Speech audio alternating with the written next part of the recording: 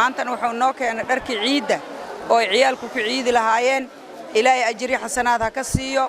Barrio Foundation Cumar waa ku mahad celinaynaa waxaan ku leelnahay meesha dadka soo dirsadeen ama bedelkood khayr qaba Allah siiyo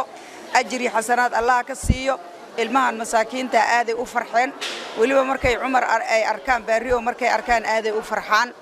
waxaan soo booqanay xarunta agoonta waxaan ku soo ballan qaaday inaan ciyaalka agoonta oo ku faraxsiyo dhar ciid u keeno waxaan u mahad celinaa ummadda Soomaaliyeed oo adduunka meel kasta joogaan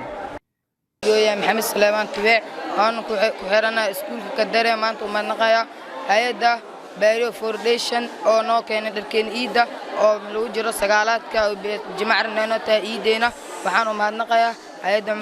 باريو فورديشن magacaygu waa Najiib Abduqaadir Axmed maanta waxa uu mahadnaqayaa Cumar Baariyo oo aad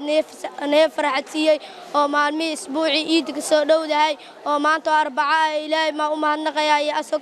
asxaabadiisa noo keenay maalin dhar iid badan oo keenay inkastoo waxaan soo fikireen inay dhar iid helno maantana noo keenay saaxiibkeena Cumar Baariyo asxaabadiisa